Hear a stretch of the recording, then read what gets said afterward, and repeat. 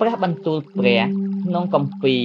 នេហេមៀជំពូកទី1នេះជាពាក្យរបស់នេហេមៀជាកូនហាកាឡានៅខែមិគសេកឆ្នាំទី20ក្នុងរាជ្យអឺថាសឹកសេះដ៏ជាស្ដេចកំពុងដែលខ្ញុំនៅសូសៀនជាព្រះរាជវាំងនោះហានានីជាកូនបងប្អូនខ្ញុំនិងមនុស្សខ្លះទៀតក៏មកដល់ពីស្រុកយូដាហើយខ្ញុំសួរគេពីដំណើរពួកសាសយូដាដែលបានរួចជាពួកអ្នកដែលសល់ពីអស់អ្នកដែលត្រូវដឹកនាំទៅជាឆ្លើយហើយពីដំណើរក្រុងយេរូសាឡឹមផងគេប្រាប់មកខ្ញុំថាឯពួកអ្នកដែលត្រូវដឹកនាំទៅជាឆ្លើយដែលសល់នៅក្នុងខេត្តនោះគេមានសេចក្តីវេទនាហើយត្រូវសេចក្តីថ្មេះកេះដៀលជាខ្លាំងចំណែកកំផែងនៃក្រុងយេរូសាឡឹមក៏បាក់បែកហើយទ្វារបានឆេះអស់ផងកាលខ្ញុំឮពាក្យទាំងនោះខ្ញុំក៏អង្គុយយំហើយសៅសោកនៅអស់ពី3ថ្ងៃ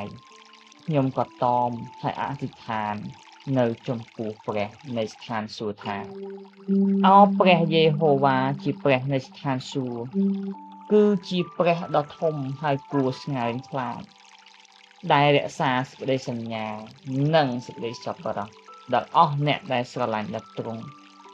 ហើយកាន់តាមអស់ទាំងកិត្តក្រមរបស់ទ្រង់សូមទ្រង់ផ្ទៀងព្រះការមកឥឡូវហើយបើកព្រះនេត្រទតមកដើម្បីឲ្យបានស្ដាប់ពីអធិដ្ឋានរបស់ទូលបង្គំជាអ្នកបម្រើទ្រង់ដែលអធិដ្ឋានដល់ទ្រង់ទាំងយប់ទាំងថ្ងៃក្នុងគ្រានេះពីដំណើរពួកកូនចៅអ៊ីស្រាអែលជាពួកបម្រើទ្រង់ដោយលន់តួបាបរបស់ពួកកូនចៅអ៊ីស្រាអែលដែលយើងខ្ញុំរាល់គ្នាបានប្រព្រឹត្តនឹងទ្រង់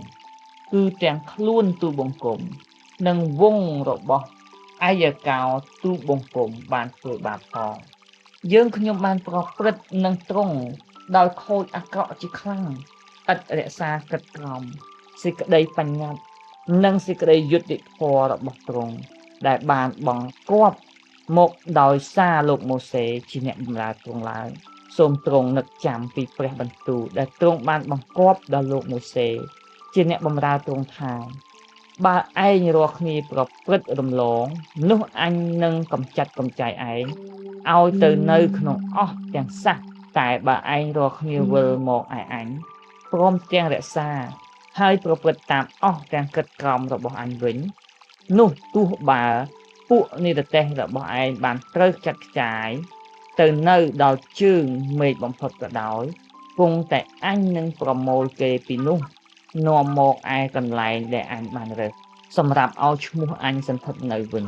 រីឯពួកអ្នកទាំងនេះគេជាបាវបម្រើហើយជារាជរបស់ទ្រង់ដែលទ្រង់បានលុះមកដោយព្រះចេស្តាដ៏ជាខ្លាំង